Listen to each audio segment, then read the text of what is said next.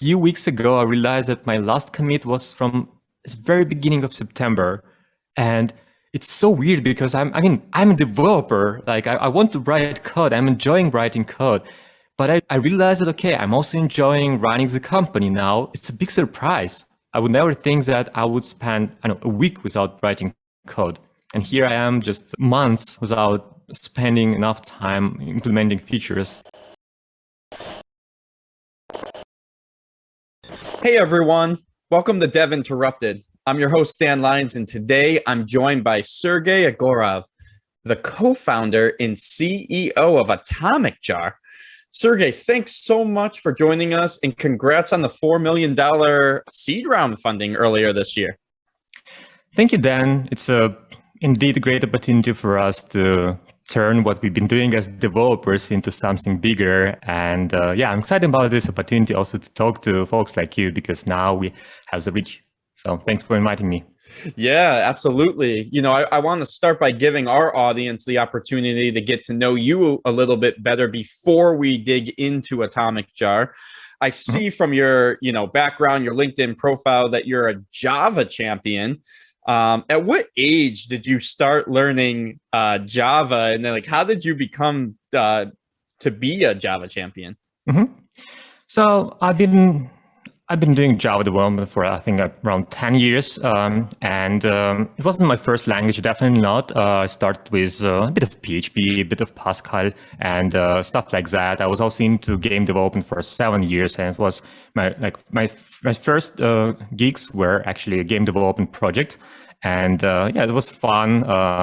You always have this yesterday deadline, but at least it's fun. And then I turned into Java developer, and eventually, since I was doing conferences, some key community efforts, developer advocacy for Testcontainers project and other projects, got the recognition as a Java champion, which is a title you receive rather for what you did versus for what you're currently doing. But on the other hand, it's a nice thing to have as a recognition of your efforts, because most of these efforts were on your own capacity and not like you're paid for it or something like that. Do you have to get nominated, or how does it work to get to be a Java champion? What's the process? So Java Championship is a nomination only program. You have to be nominated by another Java champion, and then they vote, and then it's as simple as receiving 2 -1s to get denominated, but luckily, I guess I don't have enemies or anything like that. So yeah, I passed the nomination. That's really cool. You mentioned I think some of your first gigs, you said you were a game developer. That's the type of job that I remember when I was doing development. Like everyone wanted to be a game developer or a video game developer. Like what type of games were you working on? Mostly social network games or online games, but like some casual ones, really. Not like I've been doing like AAA, whatever, like kind of game, but rather something simple. And I've been doing a lot of Adobe Flash development with ActionScript and flags and everything. And I don't know, like I still miss Adobe Flash, to be honest. Yeah, that's funny. Like my second job out of college, university, I was doing ActionScript and Flex. I remember I was messing around with I think it was called Paper Vision back then, which is like a 3D. And I was, I was working at a startup company. That's just funny that you mentioned that. Like I was in during those times too. It's funny that you mentioned Paper Vision. It definitely sparks some memories, because we were using Paper Vision before we migrated to alternative 3D, and actually we had a pseudo 3D game, like something like Heroes of Might and Magic, but online. And we had our own fork of Paper Vision where we basically optimized it for our use case from 20 to 60 FPS. But it was a fun experience. Yeah, I had there was probably, so this is when I was working at Aprigo, which that was the name of the company. It became CloudLock. We then changed the name and it became very successful, but there was probably only like 10 of us at the company at the time, maybe less. I was a junior developer, and our CEO Gil, like I was doing the front end development. I brought in paper vision, and we were making we were doing security software, and I was building the dashboard for, you know, the security officer to look at. And I did it with paper vision. So like the panels would fly in and it was in 3D. And I remember showing it to him. He was like, "Oh, this is like awesome. Like, how the hell did you do this?" I'm like, "I don't know. I just found this thing, paper vision. It's really cool." Now, something else that's interesting about you've spent part of your career working in Russia and I believe Estonia. What was that experience like for you? I mean, you're in the US now. Is there like a difference in culture with coding practices, or like, you know, what did that mean for you with these working all over the world? I indeed, maybe not half my career. I think I moved pretty early to Europe, but I definitely started my career in Russia, and I grew up in Russia. I grew up in Siberia, in fact, and like minus 53 Celsius is what I usually refer to explain where I used to live, because I also went out when it was minus 53.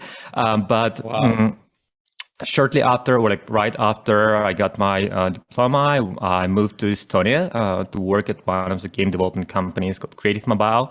And it was an interesting shift. Like I definitely noticed that when you move from Russia to Europe, you definitely notice that things are being done differently. It is different in so many ways. Starting with something like in Russia, I know most of the half of the team will be smoking in Europe, and that's just a funny fact. In Europe, like they will have just a couple of folks going out and having these breaks.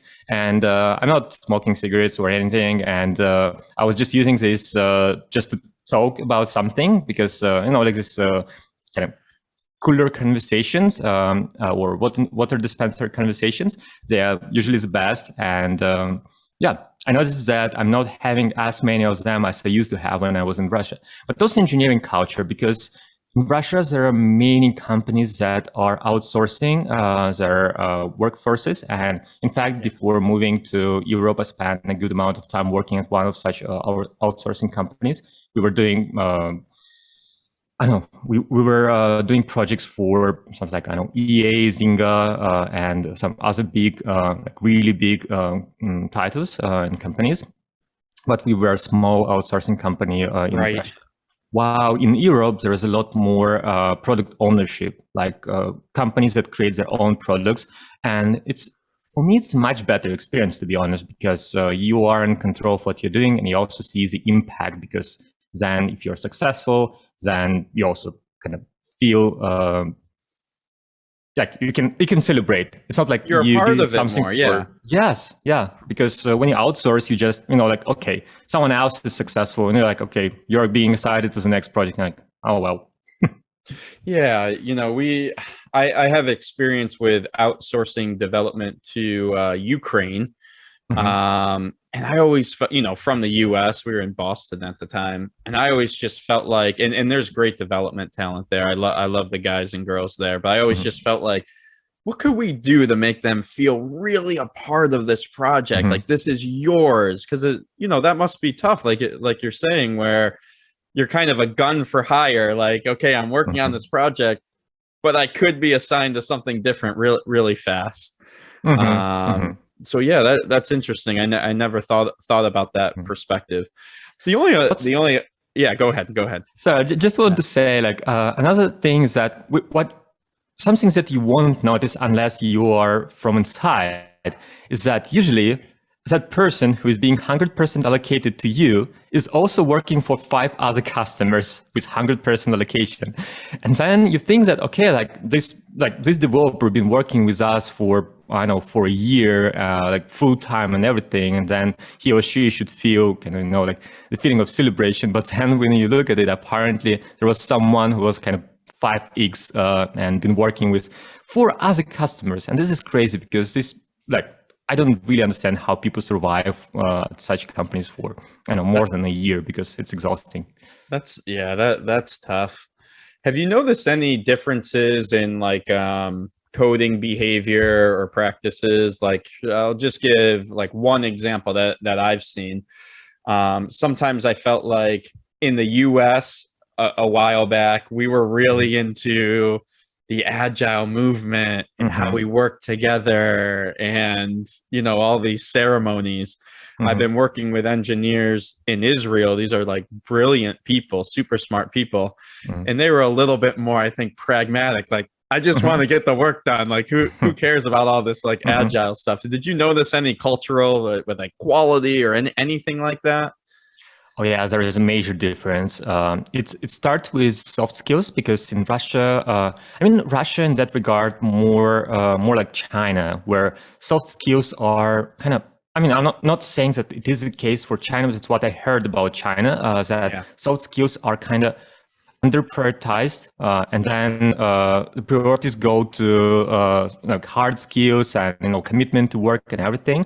And it is indeed the case in Russia. And when you even look at, let's say, pull request, like how people review pull requests in Russia versus Europe or Western cultures, like the United States as well, there's a lot of passive aggression and like negative emotions, or just like raw feedback, like, okay, you're doing it wrong, just change it to this. And even for me, it was very, very hard to adopt to the culture where soft skills are one of the most important skills. And when people ask me about the recommendations, like, okay, like if you're a beginner, if you're starting your developer career, like what should you focus on, like learning this language or doing that? And I'm saying like, okay, focus on two things, soft skills and learning English, because these are two most important skills for a modern developer. And these two are also something you would sometimes not find in awesome developers, like amazing developers from Russia. Like, they are the perfect person to solve.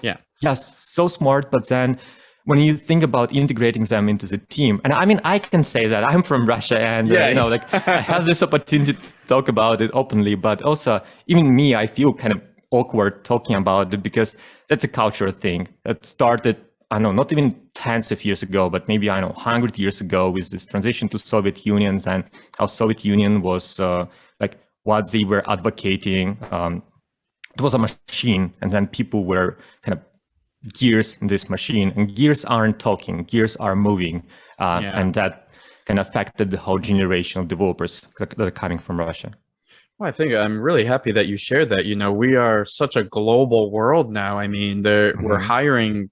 You can work from anywhere and hiring all over the place in different cultures. So, I think it's good for our audience listening. Hey, make sure you really understand the culture of the person that you're working with. And you brought up the PR area, which, at least in the US, it's such a social, kind of review process. And it's always good to know the backgrounds that where people have come from. So, really appreciate that.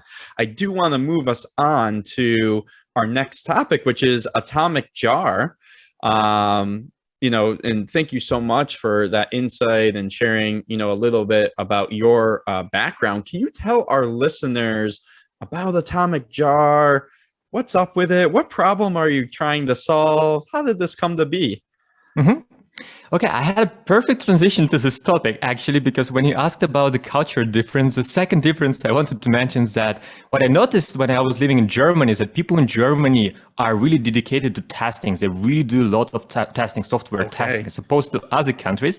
And this is exactly what we are doing here at AtomicJar. We are the testing company for developers, basically, or we want to be. We want to be the one, because.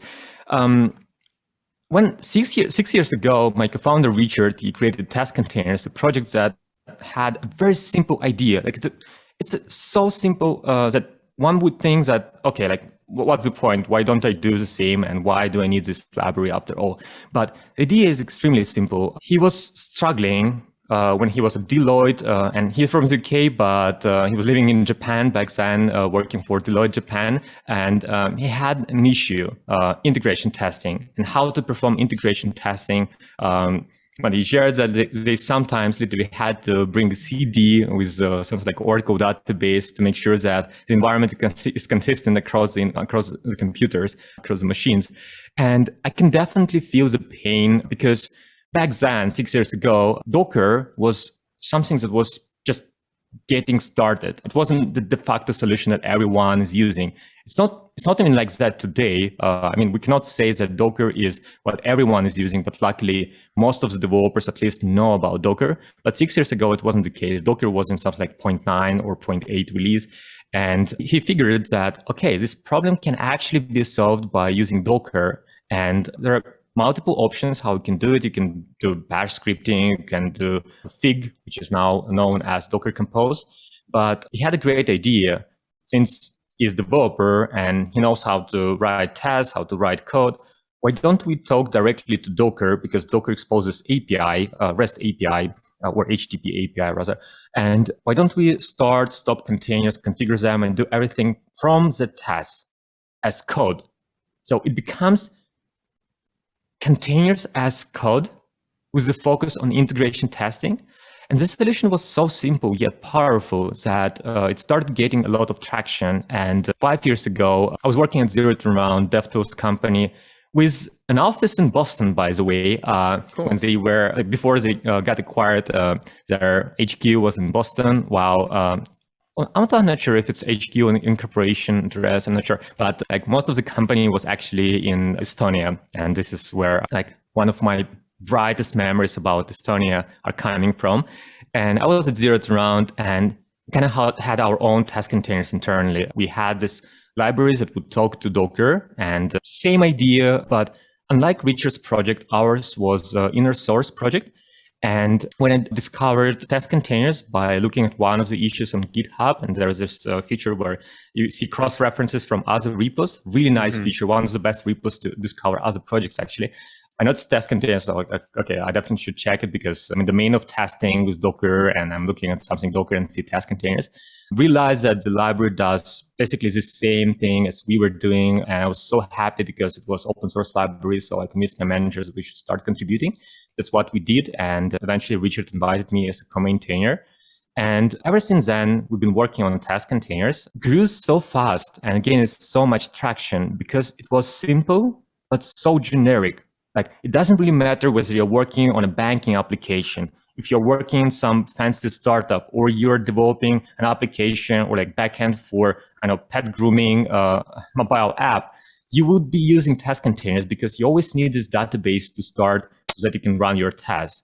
And if 10 years ago, unit testing was kind of the solution for testing when it comes to developers, there is, of course, browser testing and end-to-end testing that's being done by QA teams and manual testing as well. With Docker, with tooling, with DevOps processes, we kind of shifted to the left. We shifted testing to the left, to the developers. And we gave developers access to this tooling so that they can write the tests. And it was the right moment for test containers because it is a single library to adopt. And then you can test anything that can run in Docker container, which is great because that's the majority of the technologies currently being available. Yeah, that's really interesting. Is it open source today or is it closed? Like, what are you with AtomicJar? Like, what is the kind of the business proposition or? Yeah. So test containers, the project remains and will always be an open source project. Yeah. So it's a community. It's not just something that Richard and I and later Kevin, who joined us, created, but rather it's a community, and we receive a lot of contributions also being used by a lot of other projects such as Spring or Quarkus and others. And it helps, I don't know, at this stage, I think we can say like hundreds of thousands of developers around the world.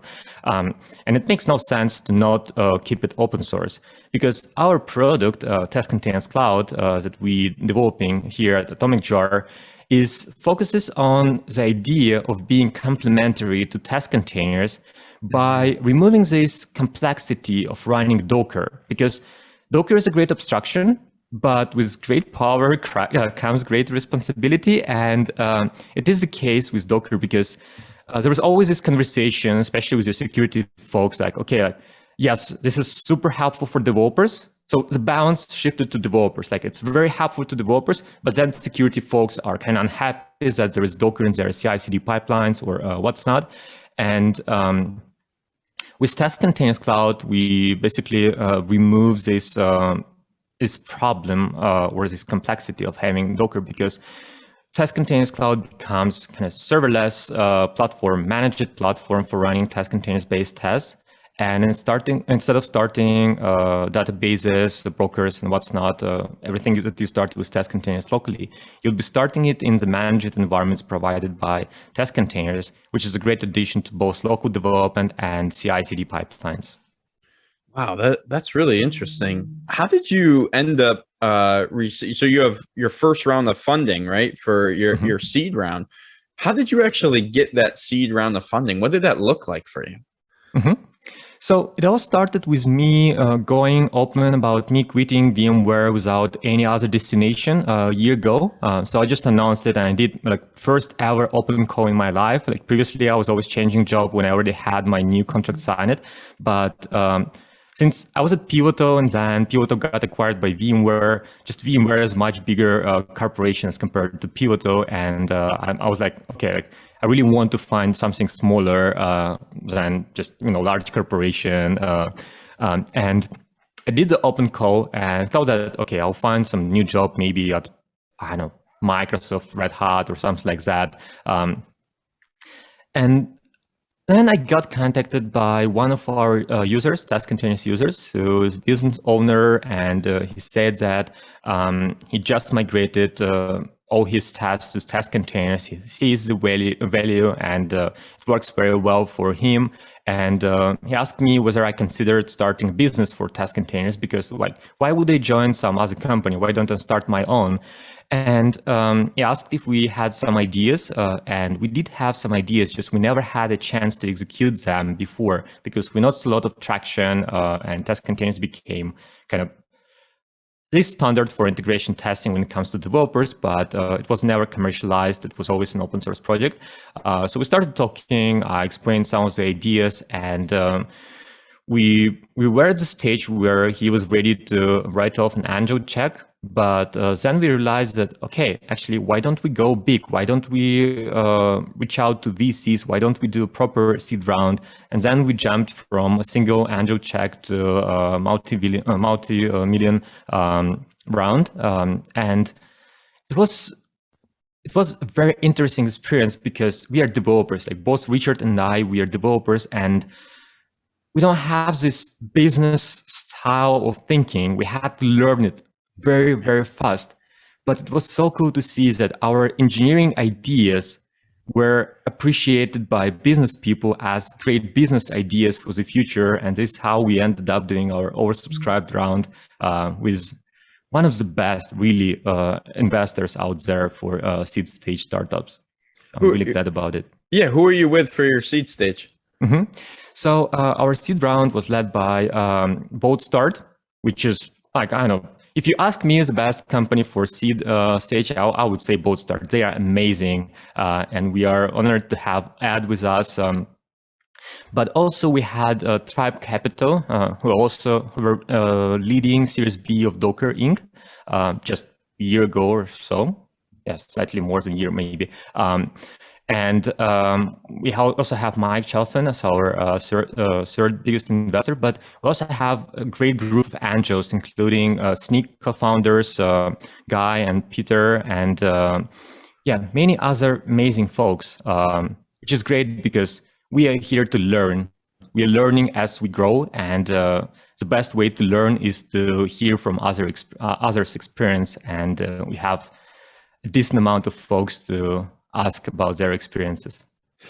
What has it been like for you to go from essentially a kind of a hardcore software developer to now being a CEO and founder? What has that transition been like for you?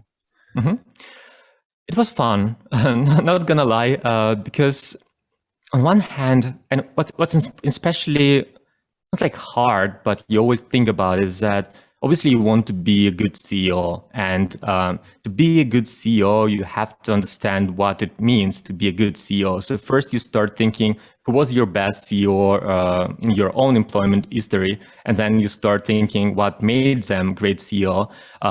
But then you also realize that, okay, like there isn't a single rule how to be a good CEO. You just learn through the process. And I guess what works well is that you you don't think about yourself as a CEO. You're just part of the team, really. And these titles, especially in small startups, they almost mean nothing. Like, I mean, I was the original creator of the prototype, like Testcontainers prototype, and I developed kind of half of it. And Richard joined me slightly later in our process of funding the company or starting the company. So there was a bit of delay. This is why prototype started by me, and Richard is CTO, by the way. But yeah, eventually you start realizing, okay, like you have to take the responsibility for certain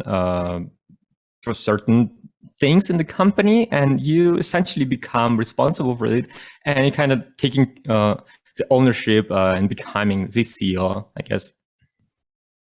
Yeah, absolutely. Is there any pitfalls or challenges that you've run into that you're able to share? There's definitely one. If you're starting a DevTools company, your very first assignment as CEO is to figure out how to not be the CTO, because DevTools means that you're working on something technical, like your product becomes almost code. And then it's really hard to draw the line. It's really hard to let your CTO be CTO. And obviously, I sincerely want to let Richard to be the one. So we had to spend time just drawing the line and understanding, okay, where is the product and where is engineering? And it's extremely hard when it comes to DevTools because it's almost unnoticeable. Because you can talk about, I know, how our product is doing virtualization or isolation of the workloads, and 1 second later you're already talking about implementation details, like should we use Firecracker or something else, and then like, okay, you're no longer talking about the product requirement, you're talking about technical requirements. So it's extremely hard. You know, you mentioned what it means to be a CEO. I assume you're kind of a small company right now with your current funding size. And one of the things, you know, that I've learned from co-founding LinearB is you kind of just have to have an awareness of what your role is. Your role as a founder or a CEO will change when you're really small versus when you get bigger and you get, you know, then 20 employees, 40 employees, and that's a different job than when you have 150 employees. And, you know, I guess one piece of advice that I've learned is just keeping that awareness of what your role really is in the stage of the company that you're at, and then being flexible to learn along the way. It's like, how rapidly can you learn? Because your job as CEO today may look very different than your job CEO 6 months from now. And so that fluidity has been really important for me, at least. I think that's great advice, and I can definitely relate because, yeah, just a few weeks ago, I realized that my last commit was from the very beginning of September. And it's so weird because I'm a developer. Like I want to write code. I'm enjoying writing code. But I realized that, okay, I'm also enjoying running the company now, and I'm not feeling like, okay, I'm not getting the opportunity to write some code. I'm fine with it, but it's a big surprise. I would never think that I would spend, a week without writing code, and here I am, just months without spending enough time implementing features, which it's still hard to kind of let that sink, but. Yeah, that's fun. You know,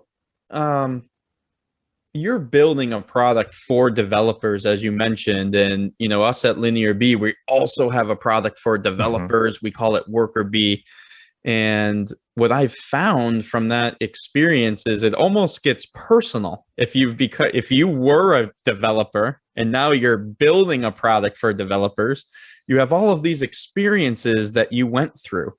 When you're impacting the product, oh, this is what it was like for me. And, you know, my co-founder, Ori, was also a developer. And so, you know, anything that has to do with our worker bee functionality for developers almost gets personal. Have you felt anything like that, or what is it like for you to build a product for other developers?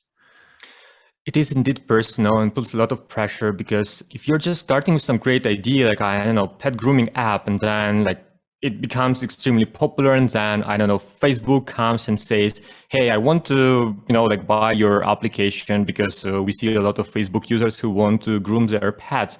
And like, okay, yeah, just buy it. It's only a question of money, right? But when it comes to building a product for developers, by developers, it is indeed personal. Like, you feel that it is your child. Like, it isn't something you would sell to someone, right?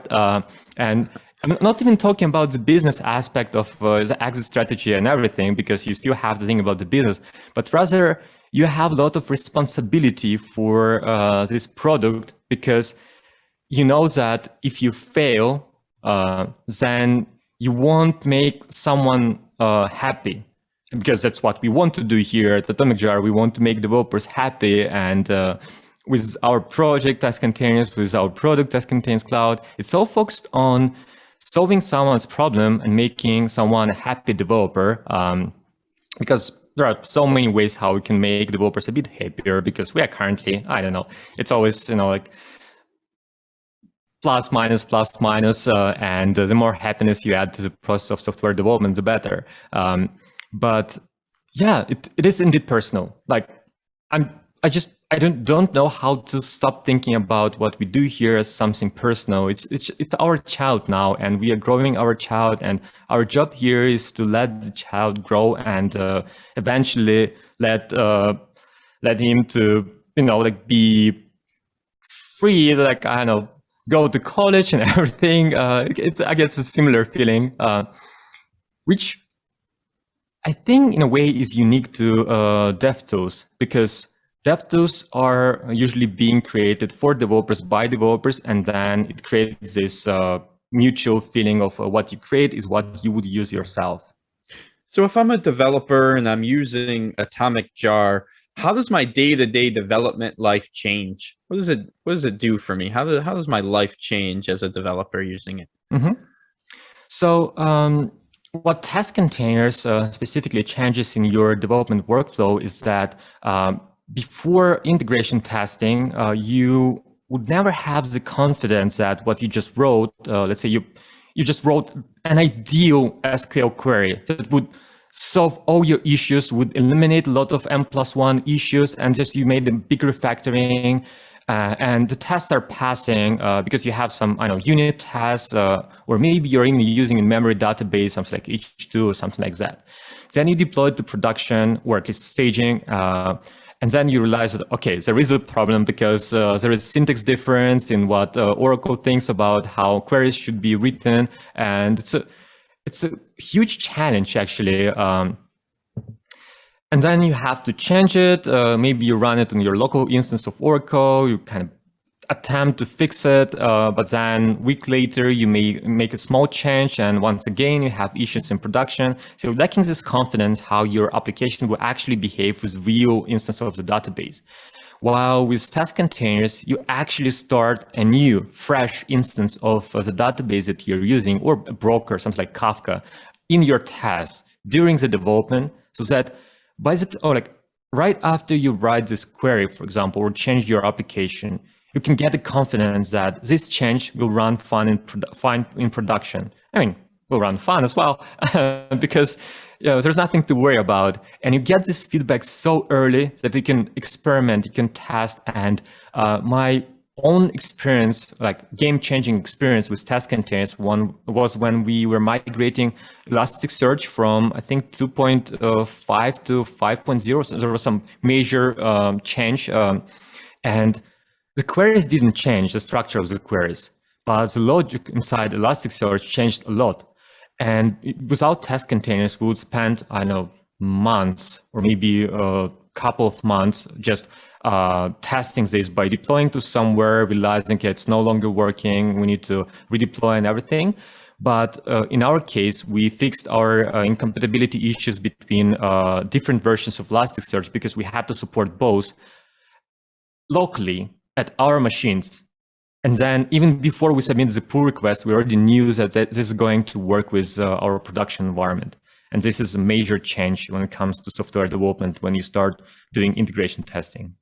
That's really cool. You know, one of the things that we're pretty big into at Linear B when we think about the tools we're creating for developers is how are we going to save developers time? Developers have so much work on their plates and they have deadlines, and it's kind of this constant grind to get their code out to production. Do you feel like AtomicJar will save developers time or? Absolutely, because then there's time spent waiting for deployments, for rollbacks, for dealing with production outages can go into product development, and this is amazing contribution to the performance of the team. I guess that's one of the biggest reasons why test containers is one of the technologies that are really loved by kind of developer productivity teams, because that's exactly that. They just cut stages, like big stages from the delivery pipeline, because you no longer need to wait for staging deployment, and you don't even need to figure out, okay, how do we create ephemeral staging environments so that developers can test it? They no longer need to, because they have their local environments where they can test everything they want without asking someone from, let's say, sysadmins to help them deploying this thing, or even understanding their production environments.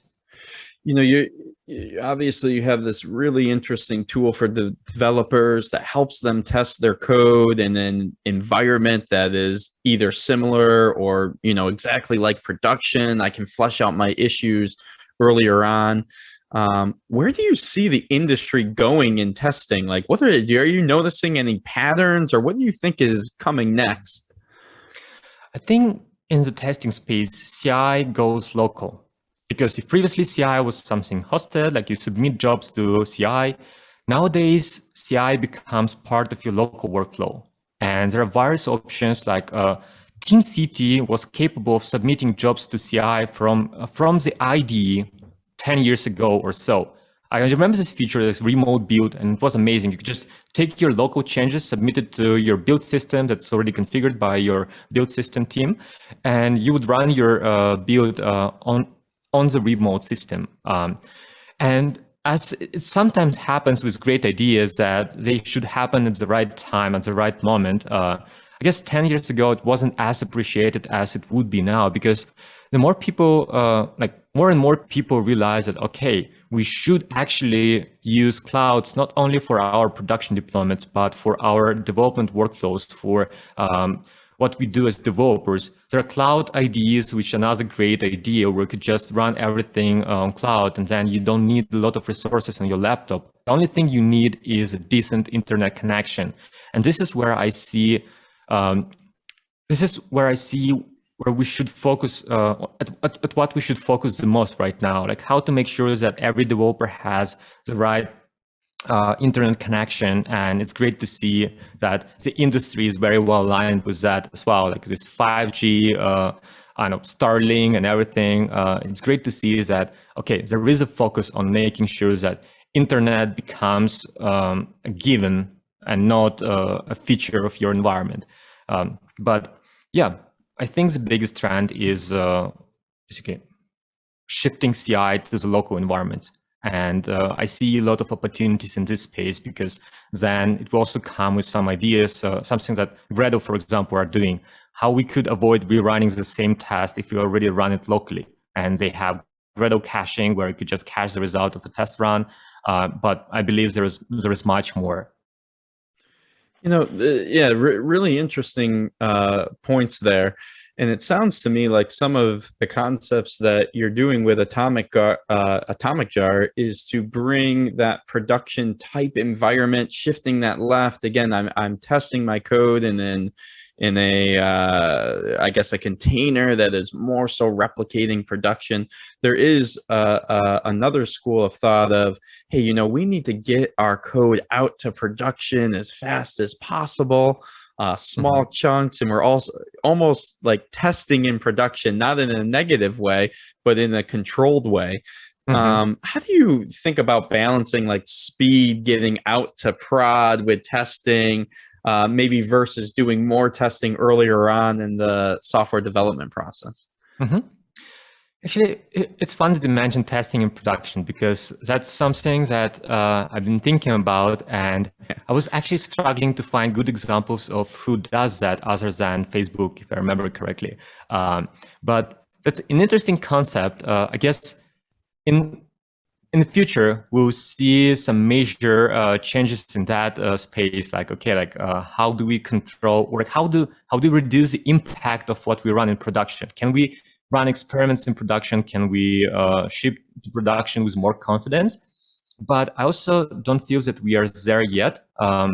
While making sure that what you develop would work in production is already a great step. But it is an interesting space. It is an idea. So, sounds like a theorem that would be proven one day, but currently you only have it as a theory. And for some it took hundreds of years to prove some theories in physics or mathematics. And I hope that for our industry, for the IT industry, it will be a matter of at least tens of years and not hundreds. But that's how we move. If you think about it, 10 years ago, software development was nothing like it is right now, with cloud IDs, with clouds, with serverless, with edge computing, with all these new protocols.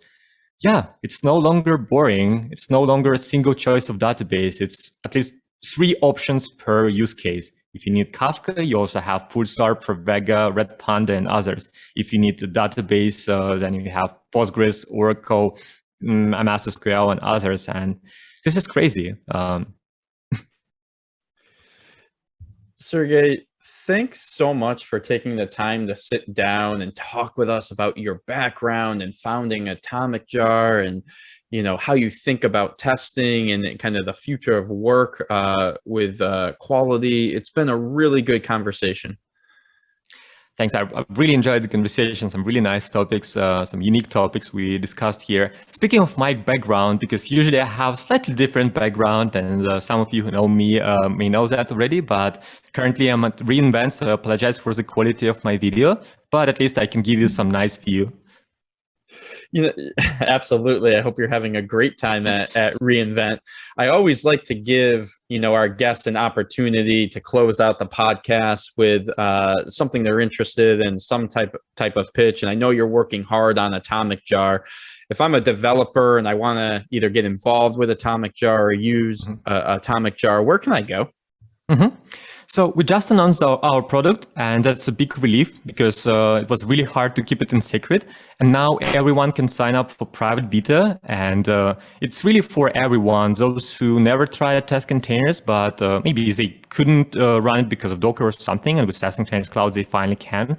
Or maybe they are already existing users of test containers and they just want to improve their experience. They can go to our website at AtomicJar.com and see the announcement and see what value it brings to some of our private beta users. That also includes our collaboration with Red Hat, who are currently delegating to test containers for local development of Quarkus applications, which is something fun. You would never think that a testing library would also be very helpful for local development, but it is what it is. And it's great to see it's being used for that. So if you're interested for what we just discussed and to see how it will evolve, you can sign up, and eventually we'll also be transitioning to public beta soon. But I'm looking forward to just letting more users into our system and hearing their feedback, because we want to make developers happy, and we are building products for that. So everyone, please check out AtomicJar.com. And a quick reminder for our listeners, if you haven't already rated and reviewed the show on your podcasting app of choice, particularly Apple Podcasts, please do so. Reviews are crucial for our show to get discovered. Also, be sure to check out the Dev Interrupted Discord community. That's where we keep this type of conversation going all week long. I also want to say thank you to the more than 2,000 of you who are now subscribed to our weekly interruption newsletter. We bring you articles from the community, inside information on weekly pods, and the first look at Interact 2.0 on April 7th, 2022. We have all the links to the information of what we talked about below. See you all next week. And Sergei, thank you again for coming on the pod. It's been a pleasure. Thank you, Dan. It was a big pleasure as well for me. Thank you. Thanks for having me.